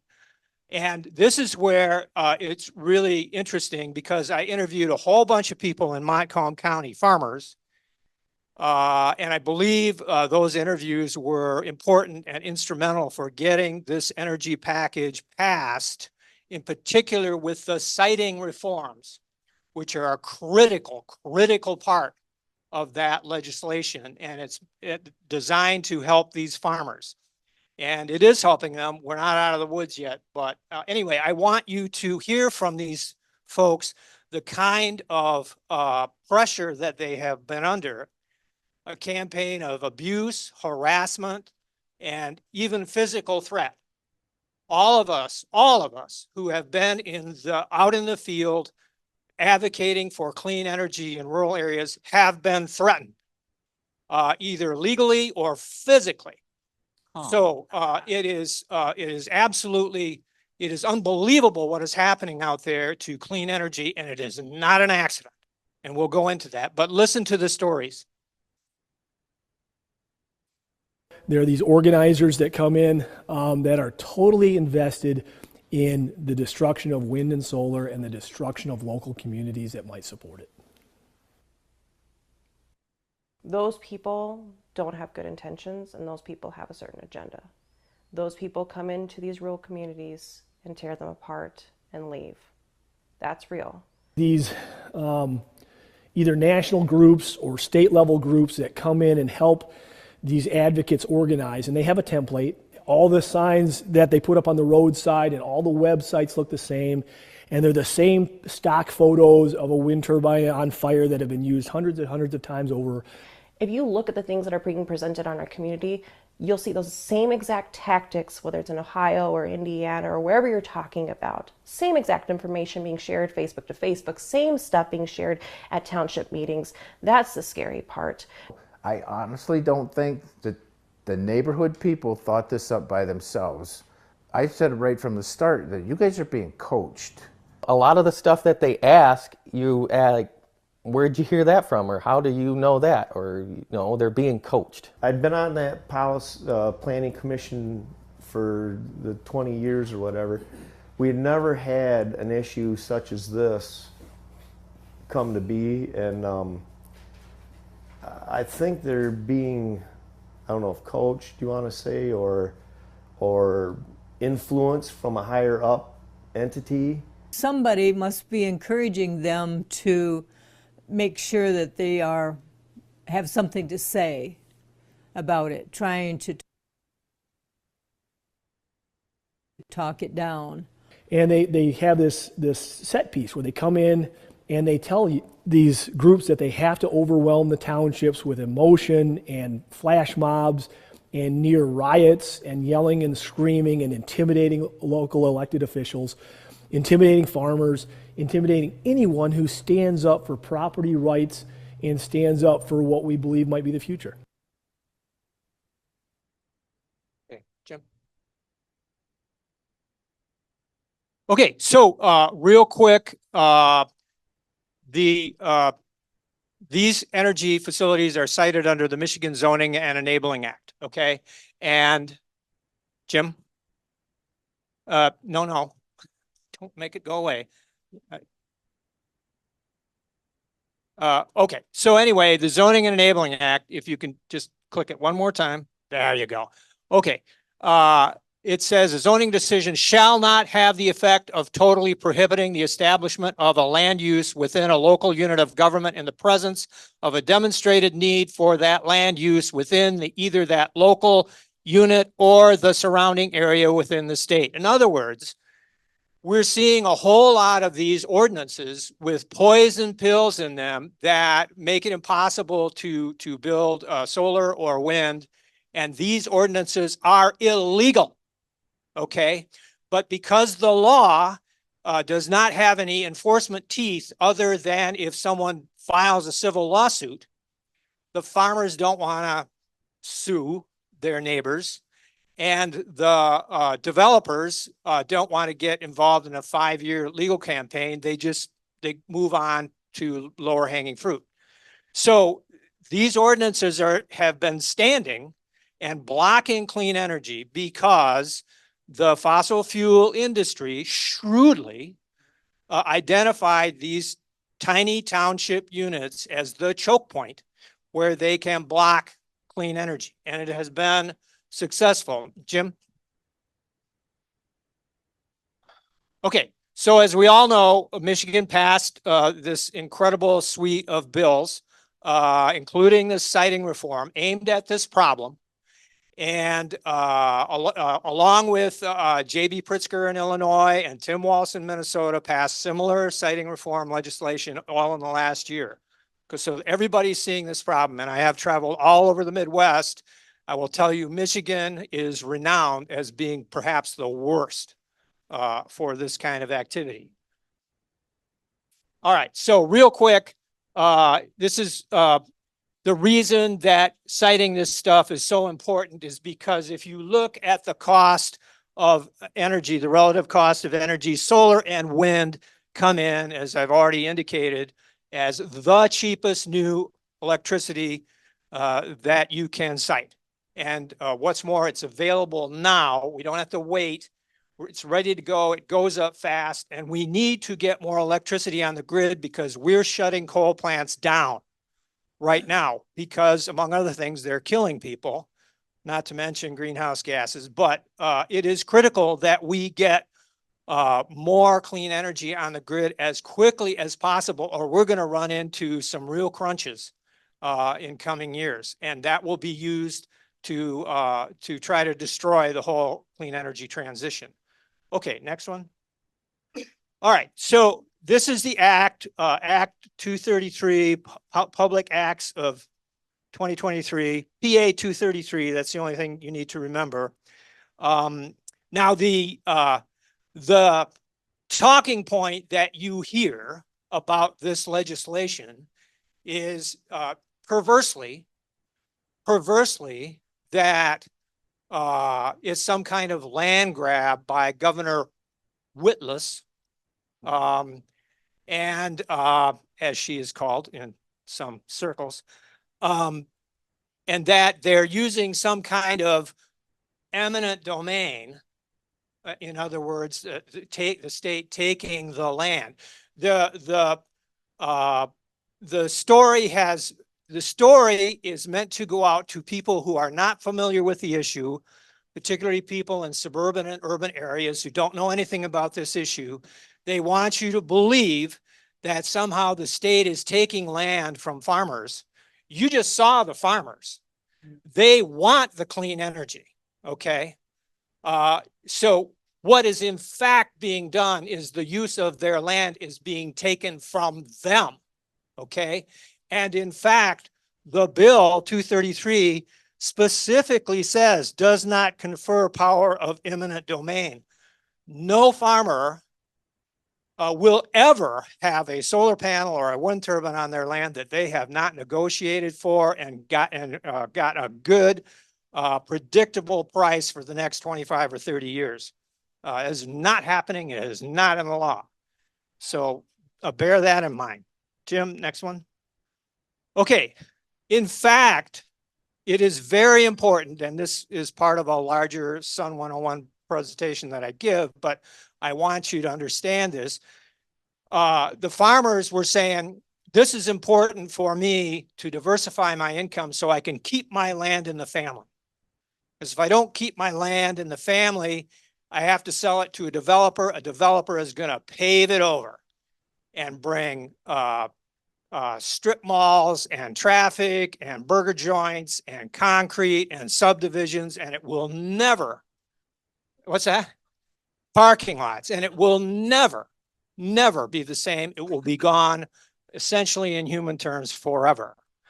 So in fact, what we're doing with, for instance, solar energy is we're actually not only saving the farm, we're saving the farmers, but we're preserving and even improving that land. I want you to know about this incredible study that was done by Argonne National Laboratory, one of our premier labs, where they took 2 solar sites in southern Minnesota that were built on farm ground. It's a very simple process. They just pound in poles and they mount the racks on them and they put the solar on them just like that. So 2 solar sites observed for 4 years. Jim? They noted an increase in native plant species diversity and flower abundance. Now, the typical practice for all of these sites is they plant them in native grasses and pollinators. Okay, so it is a diversity of native plants that typically have very deep roots. They bring nutrients and carbon and water way down into the soil, so they recharge the aquifers. They can even begin to ameliorate or purify these aquifers, many of which are polluted by farm chemicals. Jim? Increases in the abundance and diversity of native insect pollinators and agriculturally beneficial insects. Next one. Total insect abundance tripled, while native bees showed a 20-fold increase in numbers. Okay. This needs to get out. Okay, next one. Pollinators from the solar sites also visited soybean flowers and adjacent crop fields, providing additional pollination services to the whole community. Okay, and this is not even to begin to talk about the revenue to the farmer and the incredible tax revenue to local schools and senior services and libraries and law enforcement and fire rescue and roads that has made all the difference for some of these rural communities that we all know have been flat on their back because of deindustrialization over the last 30 years. Next one. Okay, so who is behind the effort to kill clean energy? This is critical.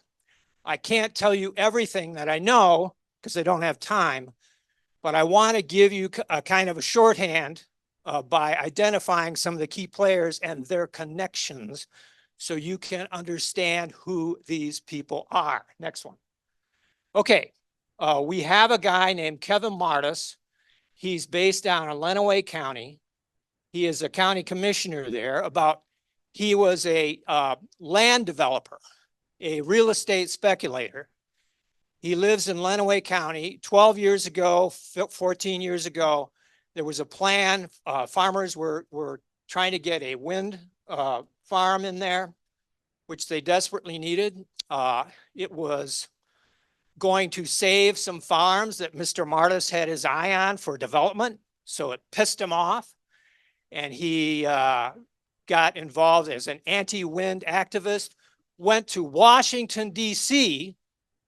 to an infamous right-wing think tank called E&E Legal took some training that they gave specifically to right-wing activists from all over the country to stop clean energy.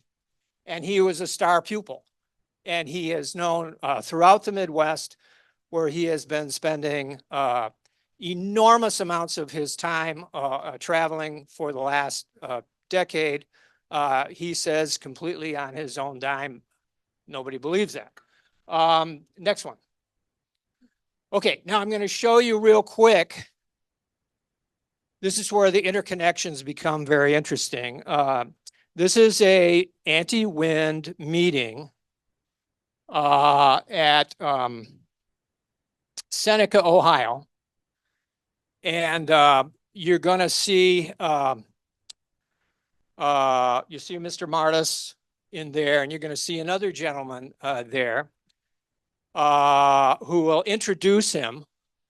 And this gentleman has a history of his own in particularly in Ohio, which will become clear as the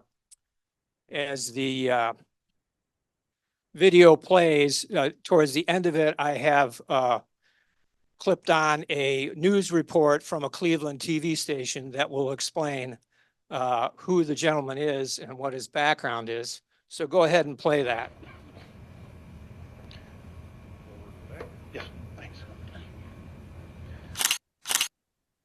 This is Sam Randazzo.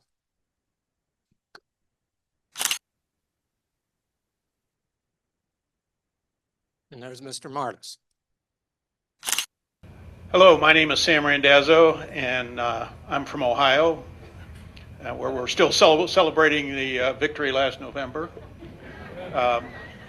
But there is a hero among you, and Kevin Martis is that gentleman. He has done more to educate legislators, average citizens, local officials about the experiences of people that have lived near wind farms than any other single human I'm aware of. And he does it because of his passion. So you're very lucky to have him here this evening.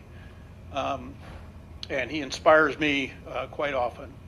I represent the Greenwich Neighbors United group that has been toiling in the trenches for almost 5 years now as a result of a project that is proposed very near the town of Greenwich.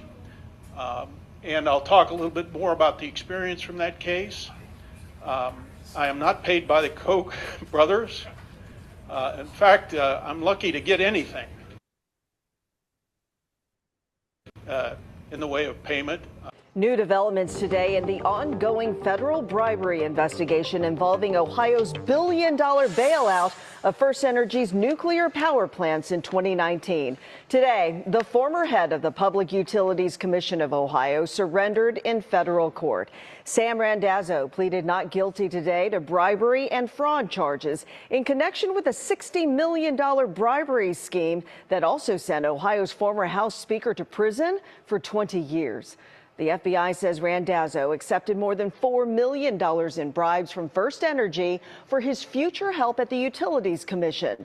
Governor Mike DeWine personally picked Randazzo as the state's top utility regulator 1 month later. Former Speaker Larry Householder was sentenced to 20 years in June for his role in the scheme, and the former chair of the Ohio Republican Party, Matt Borges, was also sentenced to 5 years in prison. If convicted, Randazzo faces up to 20 years in prison. Okay, so it would have been very interesting. Mr. Randazzo was scheduled to testify under oath in a courtroom proceeding, I think in the spring. Oh, I'm sorry. It would have been very interesting. Mr. Randazzo was scheduled to testify at a court proceeding in May, I believe, last spring, where it probably would have been very interesting to have him under oath, and perhaps we would have found out more about his long-term friendship with Mr. Martis, the connections between what's been going on in Ohio, the largest racketeering case in their history, and we know there are many connections to activities here in Michigan. However, Shortly before that testimony, he turned up dead, a suspected suicide. That would be the second suicide involved in that case so far. So the bodies are piling up, and so we'll unfortunately never know some of those questions that we would very much like the answer to. Mr. Martis has many, many, many interesting connections. He shared a podium at an anti-wind event in Montcalm County in 2022 with this man, Ryan Kelly, who, if the name doesn't ring a bell, he was a gubernatorial candidate that was indicted for his role in the January 6th insurrection, you may remember, and recently got out of federal prison, served several months for that, for his leadership in that event. Next one. This is a Facebook post from Mr. Martis that was posted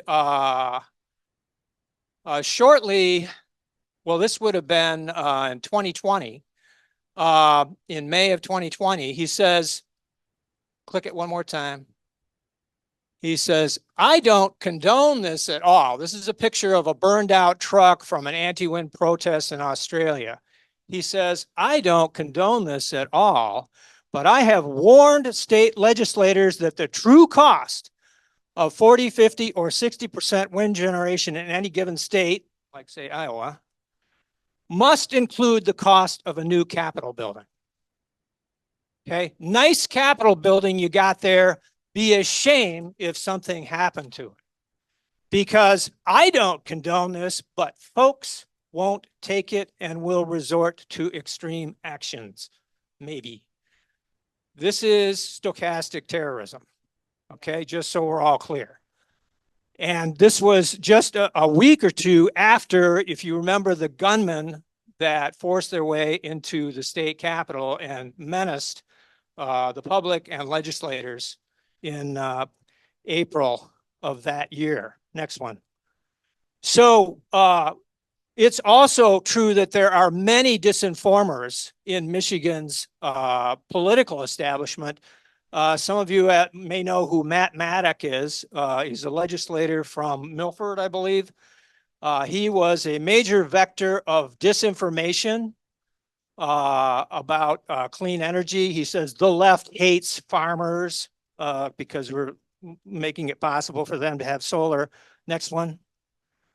Mr. Maddock is married to Michon Maddock, former co-chair of the Republican Party and currently under indictment as one of the fake electors who attempted to throw out Michigan elections. Is this starting to come together? Do we see the pattern here? Okay, next one. Okay, so Mr. Martis, go ahead, set up something called Our Home, Our Voice after the governor's energy bill was passed. Next. And this was investigated by a great group of reporters at Energy and Policy Institute. They said a new group formed by anti-wind and solar activists has teamed with a Republican political consulting firm that also represents oil and gas pipeline companies to fight legislation that would make it easier to site and build renewable energy. Next.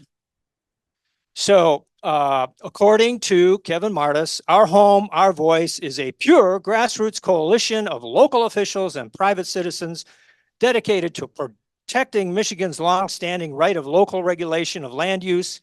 Kevin Martis, a co-founder, longtime anti-wind activist, said, next.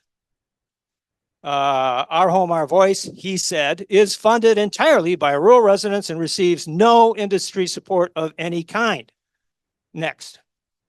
So when they x-rayed the Facebook group, our Energy and Policy found that the group's administrators and moderators included employees of the Marketing Resource Group, a public relations firm in Lansing that's represented the Wolverine Pipeline Company for more than 20 years. Next.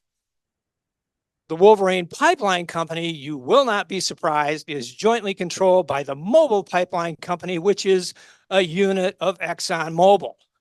Okay? It all keeps coming around.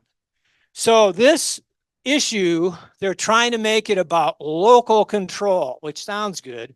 We want local control.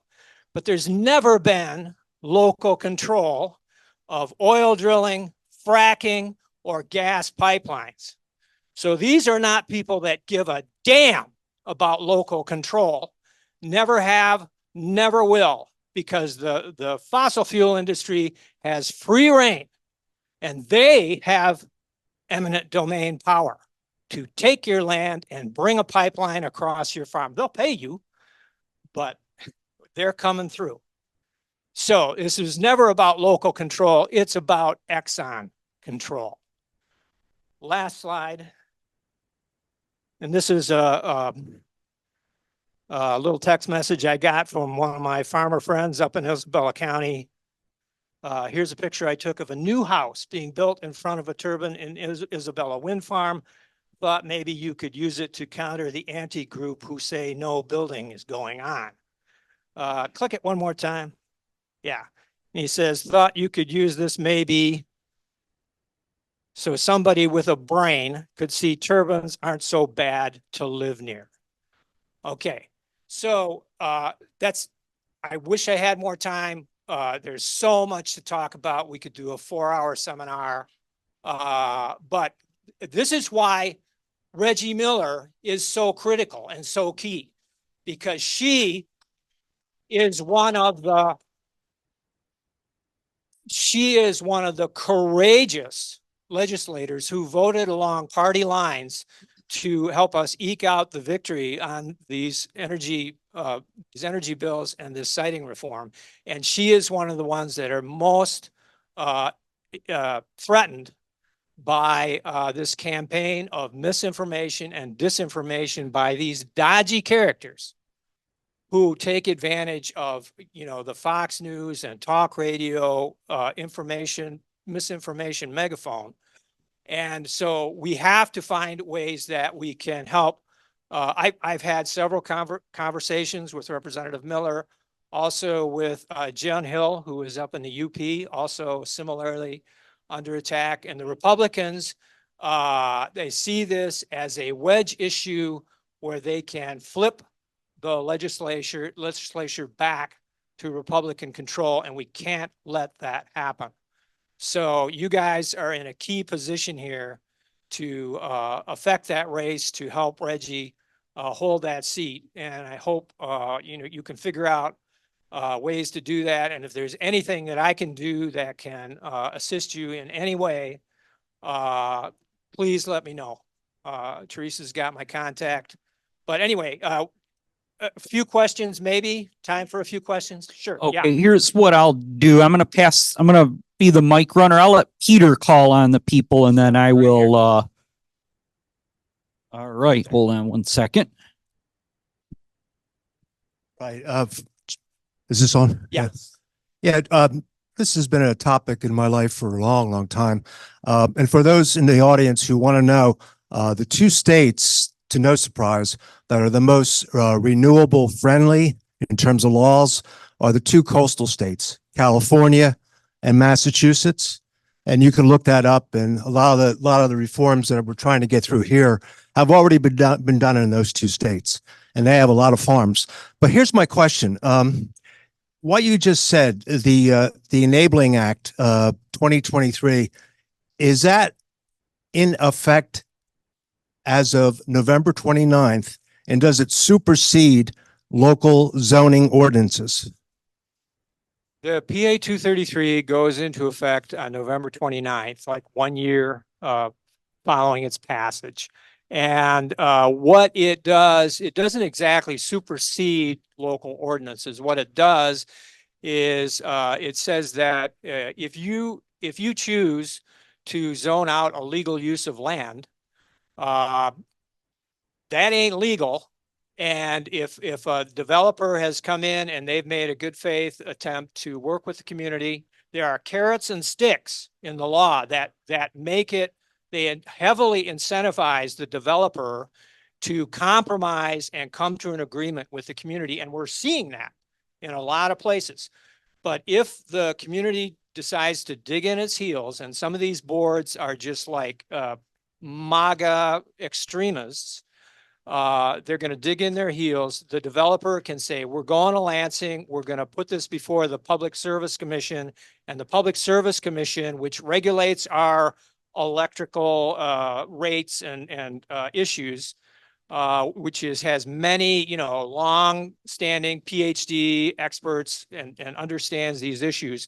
They are standing up a new unit that will specifically help create compromise ordinances that will streamline these projects and get them going. Okay, so it sets up a process through Lansing to enable this thing to be negotiated better. Correct. Something like that. Okay, Correct. thank you. Right. Who next? How about this gentleman right here? Okay. Thank you. Great presentation. You started out citing states, Iowa in particular, Nebraska, South Dakota.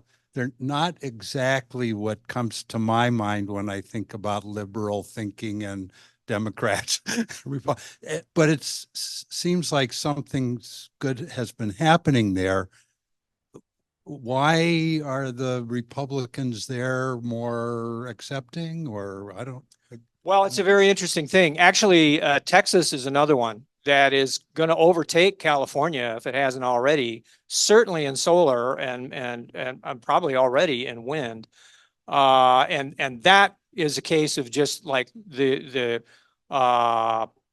property rights are considered just absolutely paramount and supersede everything. So, a state like Nebraska, Iowa, farmers obviously have a lot of sway and they like to have these things on their land. So, it's been happening. They do have resistance. I have been out to Iowa. I've seen it. It seems like some common ground. Yes. And this is, yes. And this is part of the genius of the Inflation Reduction Act is that we know that because so many red states and red districts are benefiting heavily from these projects, that even, God forbid, if there was a change in administration, very likely major portions of that act will survive because so much good is happening in these hard-hit rural communities. Are we? One more. One more. Okay. Sorry, she had her hand up. Oh, okay. Yeah. Okay. I'll stick around. I'll stick around. So everybody can talk. Yeah, go ahead.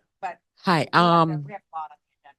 I wanted to know, apart from money being the main issue as to the opposition to the wind farms, what are some other reasons that people might contest that? Because I was just, I'm an advocate for clean energy, but I'm not as familiar with the wind energy. And so as I was looking it up, I saw some what I would consider kind of minor health concerns about them. But do you have any other information? Well, I have a ton. And if you go to wind101.info, there's some really good information there. Or if you contact me directly, it is nonsense.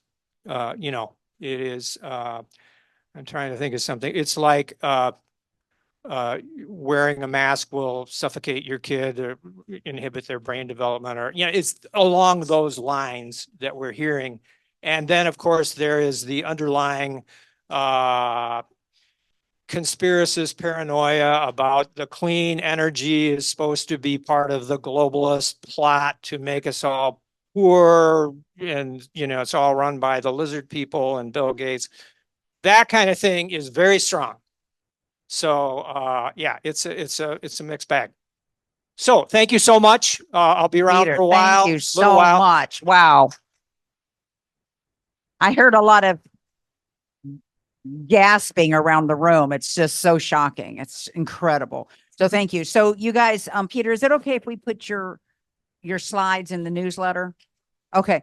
So everybody, if you, especially all you newbies and a lot of people who aren't newbies, if you do not get our weekly newsletter, go to washtenaw-dems.org and then it's the first tab, get involved, and it'll be boom, boom, boom down to the newsletter and sign up for the newsletter. These slides will be in the newsletter. What else? 100%. I mentioned sun101.org. Okay, there is win101.info. There is also sun101.org. Okay. Huge resources at those pages meant to be shared on social media. So please go there and check those out. Lastly, I'm looking for clean energy advocates who want to get active in this fight. We're going to be training and equipping those people in coming months. So if you have that idea, definitely contact me. And thank you so much. Okay. So they should just what? So let me know and I'll connect you. Yeah. Okay. Because I don't think we want your contact info in the newsletter.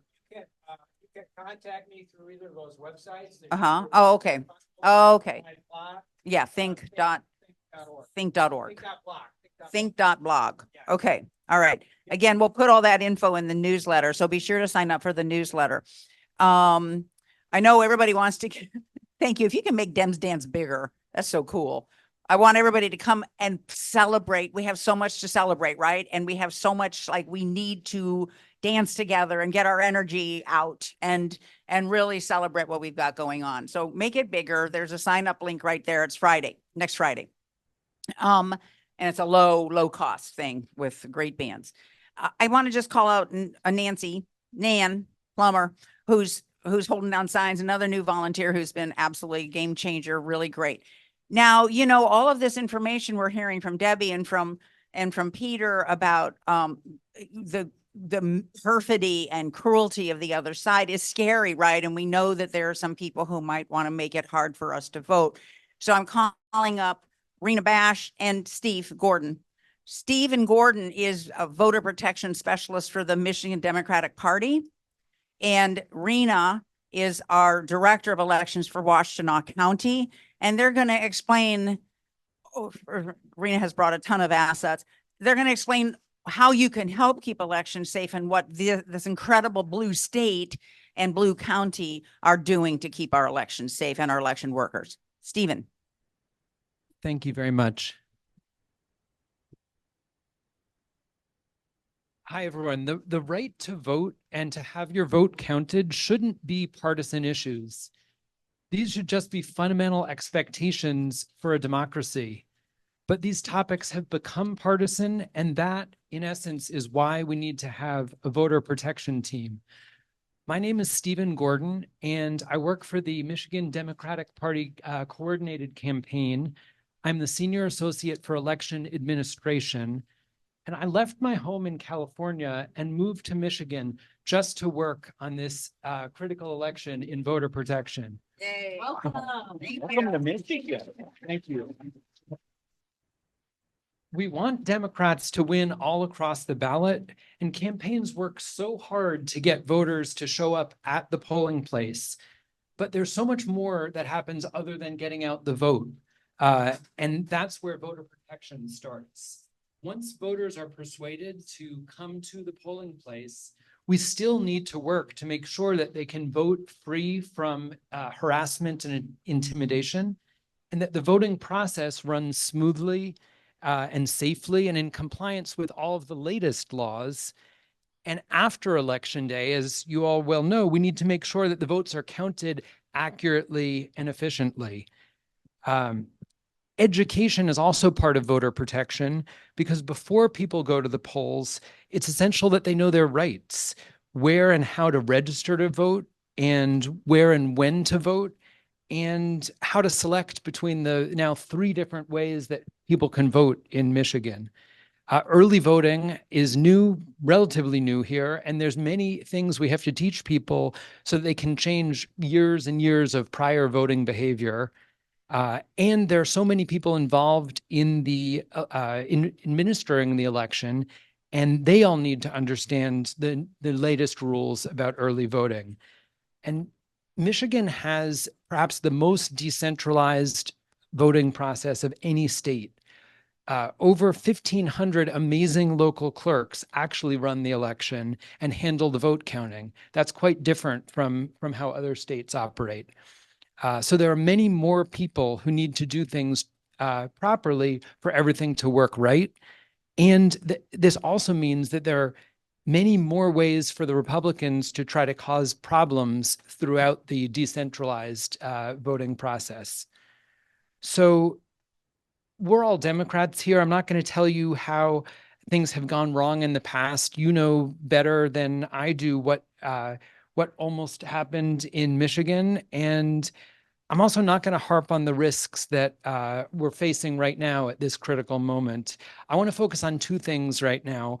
I want to talk about some of the upcoming dates so that you know for yourself everything that will be happening between now and Election Day. And you can educate those around you who may not be as informed.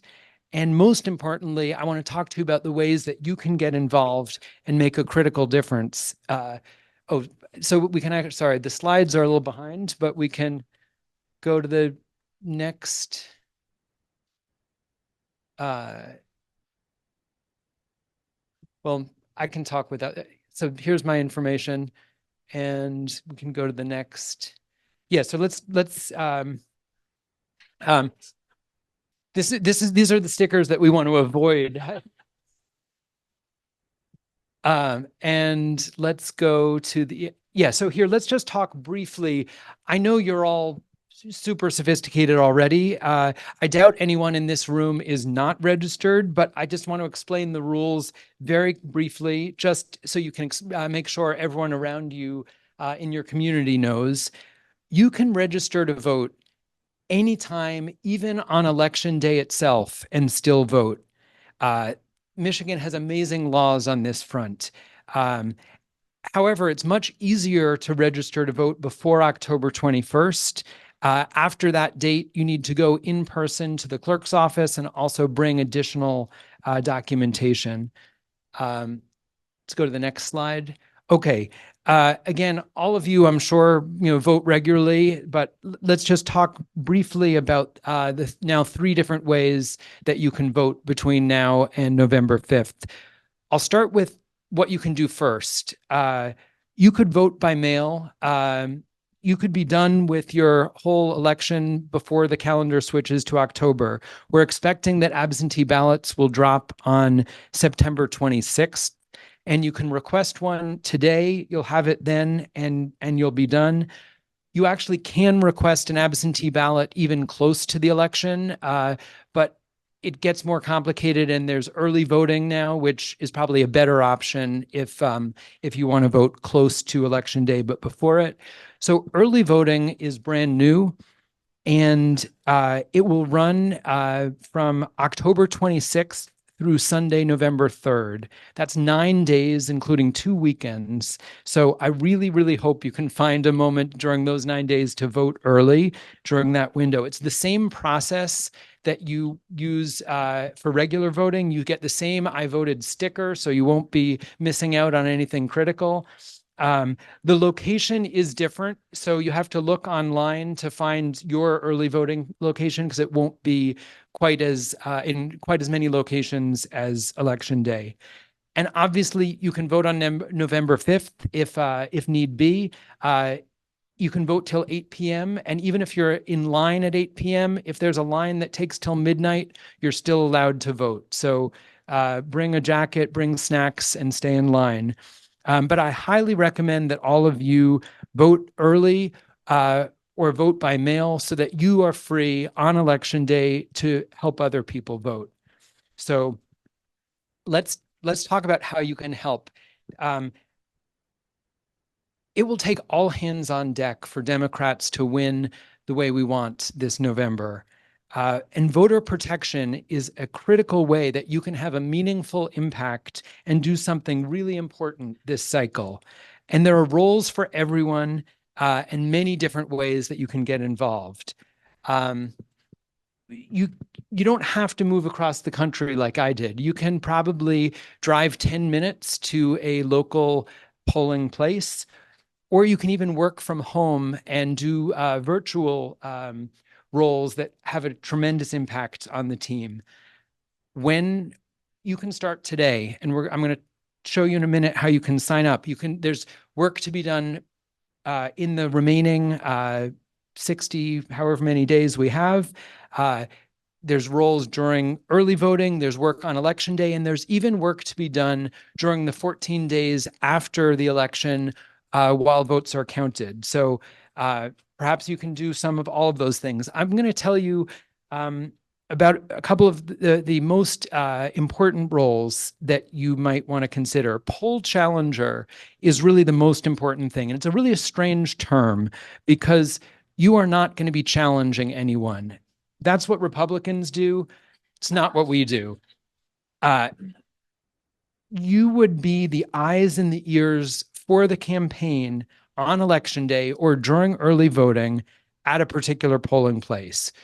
You would be solving problems in the moment, working with voters and working with the election inspectors or the poll workers. You would be the first line of defense against problems that voters might face when casting their ballot. So this truly makes poll observing the most important thing you can do other than casting your own vote to win the election and to protect democracy. So that's definitely number one. And there's spots, all across the state, wherever you want to go. There's a role that's not actually listed on this slide that I want to tell you about. It's a county canvass observer.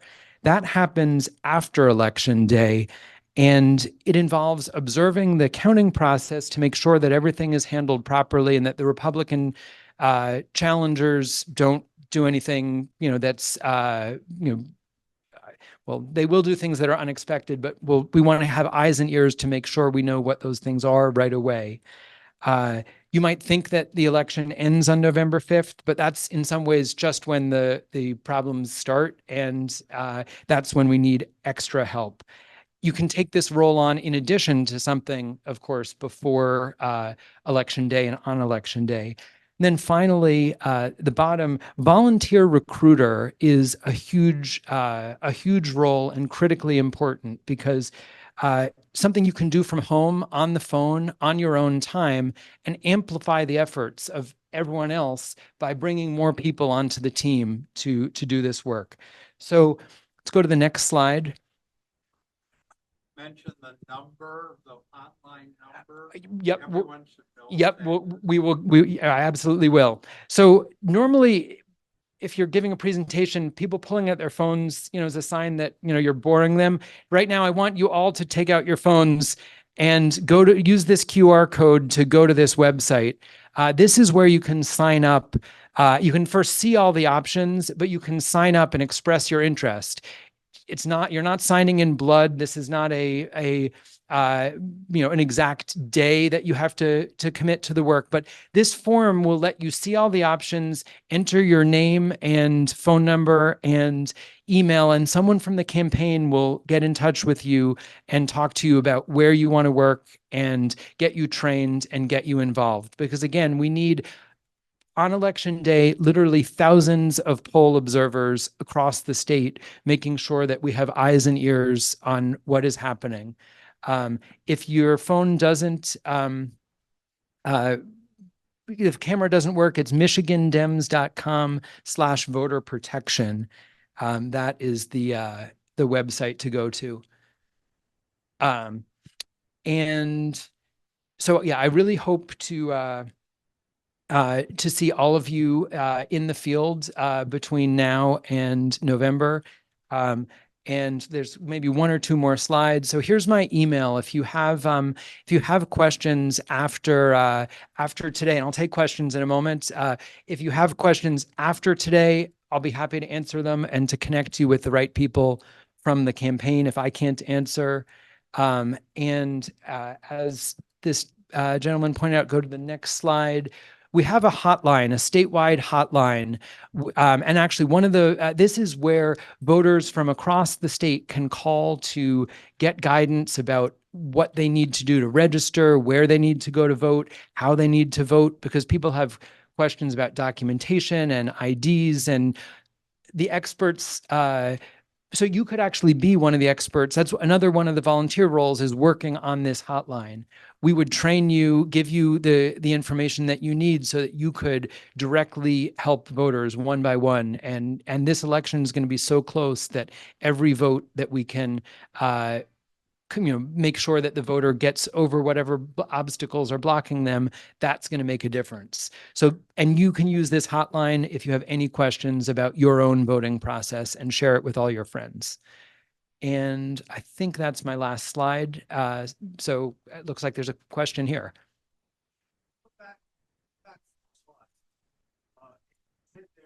Qualifications for voter registration. What we all hear is that we're having non-citizens vote. And I don't see on that slide proof of citizenship. Can you explain how people prove citizenship in order to register to vote?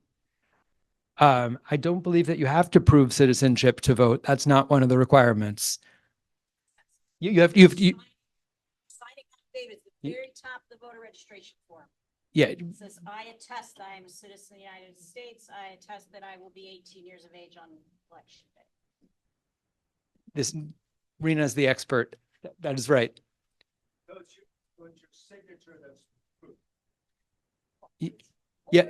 If you go to get your driver's license at the Secretary of State's office, that's.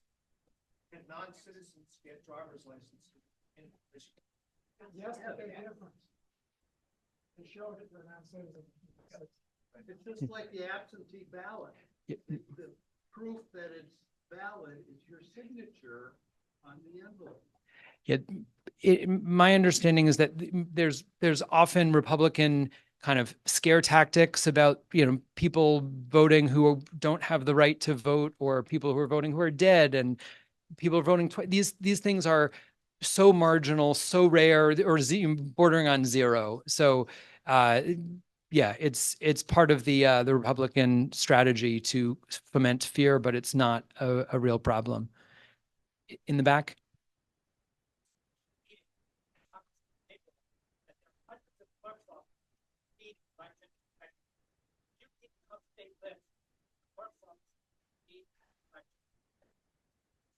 So as the campaign, we don't keep that list. We have lists of all the jurisdictions that need poll observers. But if you want to work you can't work as an election inspector and a poll observer. Those are sort of same time and slightly different sides of the equation. But Rena may have more information about how you could become an election inspector if you'd be.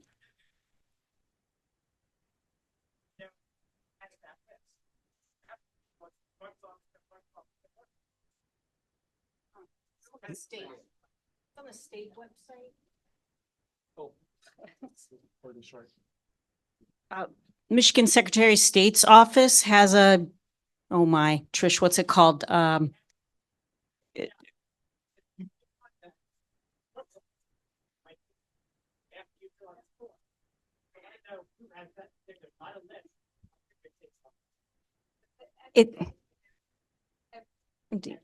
Yeah.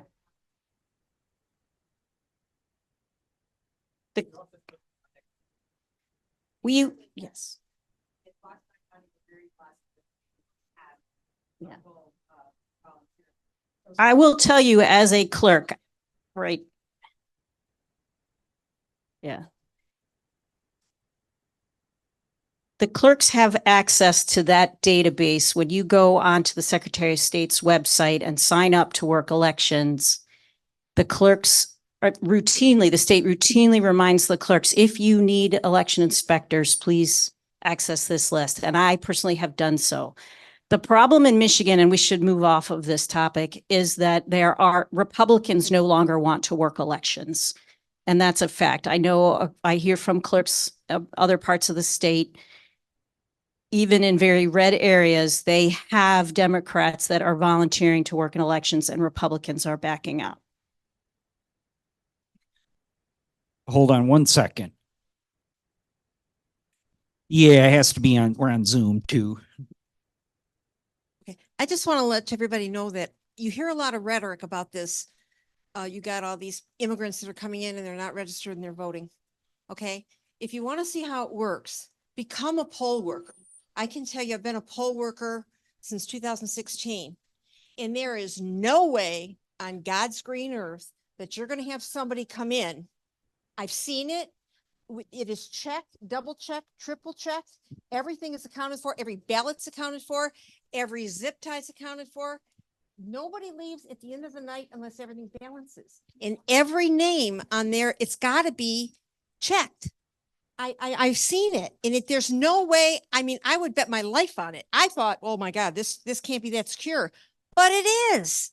You go there, volunteer, you get paid for it actually for the day, but do it, see it, watch those ballots get counted, every number, everything that goes into the laptop, everything that goes into the tabulator. At the end of the night, you have ballots left over. The tabulator balances with what was in the computer, the tapes balance, everybody signs it, and there is no way that these elections, people can come in from Mexico or Cuba or wherever and vote. They just can't. It's lies. It's rhetoric because somebody wants to win on the other side. They want to get these people to believe that that's going on, and it isn't. Volunteer and be a poll worker, and you'll see. You'll see how tight it is, because I've had to stay there till 2 a.m. because we couldn't find a ballot. And somebody had stuck a ballot in the wrong place. So we stayed there till nobody left. Nobody left till every ballot was accounted for. It's very secure. Thank you. Okay. In the Thank you. Hold on one second. I'm going to let him make the decision on who to call on. I think this woman in. Okay. Yeah, so I went from permanent resident to citizen last September. Thank you. I'm a very proud citizen now, but my driver's license has not changed with that switch of by becoming a US citizen. And when I registered to vote online, like Rena said, I had to basically sign or just say I am US citizen. I am more than 18 years old. And I am also an election inspector. And what people do and what you sign is the application to vote. But that is, again, a signature. There's nobody asking you for a passport. So there is no, in my opinion, no direct proof that you are a citizen on that day when you are at the polling place. Okay, and then we're going to have Doug here. I just wanted to say that the woman who just spoke previously about all the things that go on during the voting is correct. I was the Board of Canvassers chair in the 2020 election, and they have to log out at night. And we were looking down that list, 2 a.m., 3 a.m., 4 a.m. Some people had been there 12 hours checking. So she's absolutely right. This is just bullshit. All this stuff about hordes of people coming in, et cetera. Washtenaw County, by the way, all the clerks are really terrific. Actually, in the Republican areas as well as the Democratic areas. I spent 4 years previously in the Peggy Hines administration, Republican, as a Board of Canvasser member, and then I spent 4 years, working with Trish Riley, Larry Kestenbaum, and Ed. And this county is terrific. This county is terrific. It is precise. You just can't say enough about the clerks in this county. Thank you. So let's let one of the clerks talk about it right now. Thank you. Thanks, everyone. Thank you for the work that you do. Thank you, Stephen. Thank you for everybody that is going to get involved, because I know everybody in this room is about to get involved in that voter protection piece, right? So stretch a little and pat yourself on the back, all of you, okay? We're doing it. We're doing it. And thank you, Theresa, for the opportunity to to speak today. I will try my best to be pretty quick. So as was mentioned, my name is Rena Bash, and I have been and still am the township clerk in Ann Arbor Charter Township. This is my 20th year running elections. So I am now also the director, or we're going to call it the interim director of elections for Washtenaw County. This is very new. I'm still a deer in the headlights, as Trish, our chief deputy clerk, will attest to. Every time somebody asks me a question, fingers crossed. So we're working. So you know, we need to take a moment to educate ourselves and listen to who is Mary, who's sitting next to you? Diane.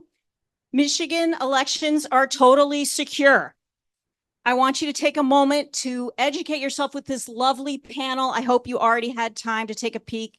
If not, you're going to head over there.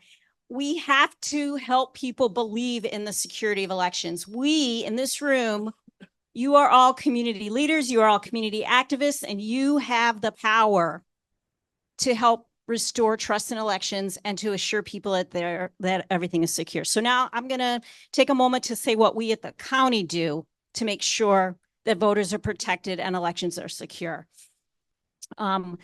We primarily educate and support all those local clerks. And as was mentioned, I think our local clerk group is remarkable, but they still have questions. And so we at the county do our best to educate them and to answer their questions and support them. We also have the primary responsibility for educating that army of election day and early voting and absentee voter count board, election inspectors, the word for election workers that work the polls. So we do all that training. So that's really all that the county does, other than all the work that we do to make sure that elections are secure. So now I want to get back to that idea about how you, we, me, you, all of us here, we can have a huge impact. We have to constantly say how awesome Michigan elections are. The security is awesome. The voting rights is awesome. It is fucking awesome. Keep saying that. Do not fall into this negative narrative all the time. Like, stop wasting our time coming up with how we answer. You're just going to answer, Michigan elections are so fucking secure. They're wonderful. Your vote counts. And so you educate yourself. You constantly speak positively. And here are the things. You say voting in Michigan is awesome. You should do it. You should trust it. Right? If you keep saying those messages over and over, guess what happens? Voter turnout increases. And when voter turnout increases, we win, right? So what is it? Voting in Michigan is awesome. You, voter who I'm standing at your door, should do it. And guess what? You should trust it. You should trust that your vote is counted. You should trust that it's secure. So get out there, everybody. I think that the hard work is just beginning. And again, thank you for the opportunity and thank you for all the work you do. Do pat yourself on the back again.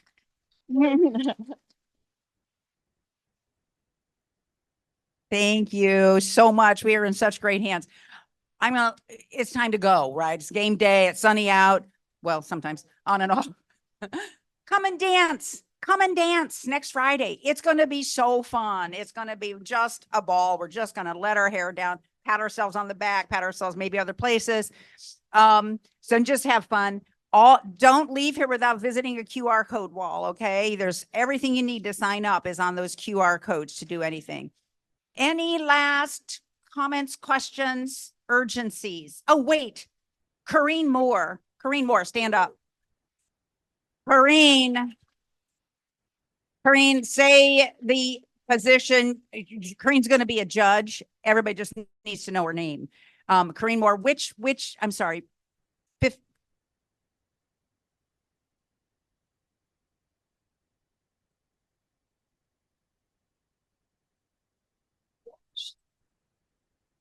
Take a sign. She will be in, she is in the voter guide. Do not forget, mivoter.org. If you find any error in there, just report it in the app. And then they'll fix it. Okay. So, I feel like, and I want to mention Lisa Murphy is our designer for these incredible signs over here. Lisa Murphy, volunteer designer, and all of our buttons. She is absolutely amazing. And I think that's it. Yes. Last question. Maybe.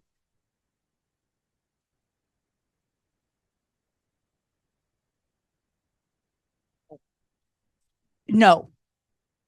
You'll go door to door in those races with the candidate lit. Later on, we can pair that up with voter guides for sure. Yes. Right. But like if you go this weekend, if you go tomorrow, you won't have it. But in a couple weeks, yes. Have a great day, everybody. Thanks for being here. All you new people, come back.